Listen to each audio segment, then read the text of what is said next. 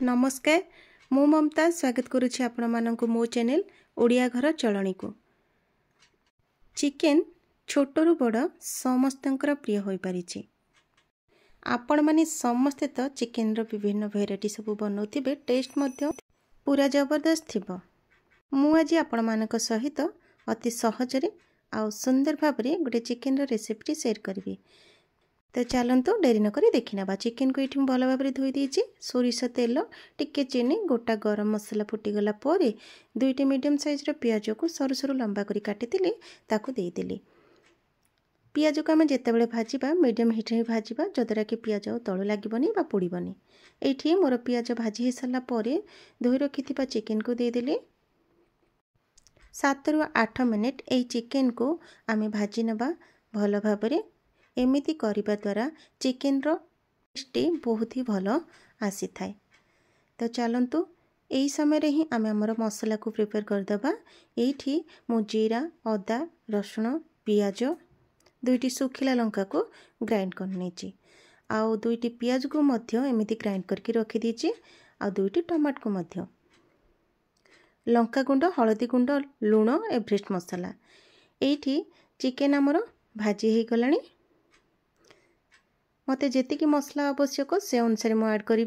एठी देखंतु पियाज बटा 2 चमच आउ अदा रसुण पियाज जीरा जो मसलाटा कही ताको मध्य दे देली 2 चमच मोर चिकेन रो क्वांटिटी अनुसार।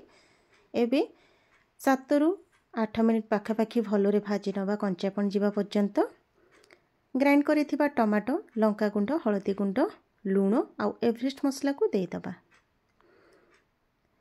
तो ये आम आमर मसला को भल भाव कषि नवा। जेहेतु आम टमाटर को मध्य ऐड कर दीजिए निश्चित भाव में पानी अंश रहिबो।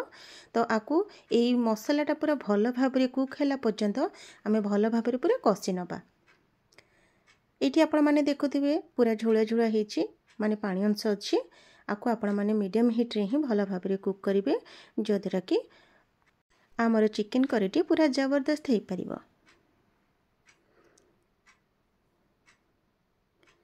एठी देखंतु मोर मसला भल भाव चिकेन सहित मिसीगलानी बा देखि पारुथिबे तेल ऊपर को उठी गलानी। माने एठी हमर चिकेन पूरा परफेक्टली कषि हो गलानी। सोरिष तेल रे आलू को भाजी रखि नबा जेमिति कि आपण माने मटन रे पकांती। आपण माने चाहिले भंडा को मध्य काटी कि भाजी कि ए चिकेन रे पके परिबे।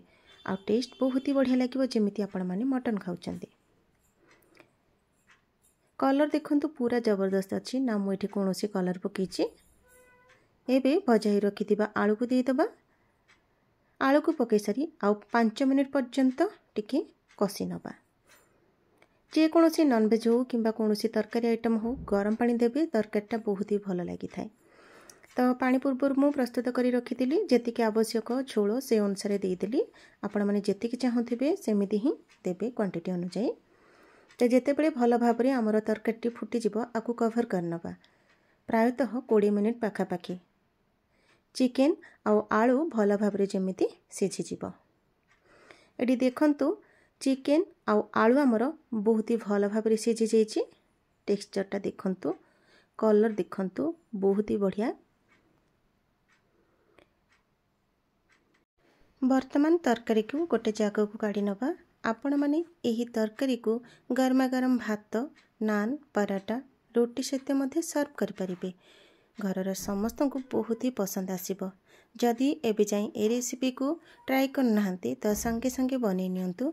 केमिति कोन लागिला मते सुंदर कमेंट माध्यम रे जणांतु। हाँ संग माने भिडियोटी को फुल वॉच करबा को अनुरोध रहिला जद्वारा कि एई रेसिपीटा आपण माने बहुत ही सुंदर भाव रे जानी परिबे। आपण माने मध्य केमिति कोन बनांती मते कमेंट माध्यम रे जणाइले बहुत ही खुशी लागिबो। वीडियोटी भल लागिले लाइक करिवे कमेंट करिवे शेयर करदेबे। नुआ थिले मो चैनल को सब्सक्राइब करिके जिवे। रहिली नमस्कार। पुणी देखाबो आउ गोटे सुंदर वीडियो सहित। सेति पर्यंत समस्ते भलरे रुहंतु।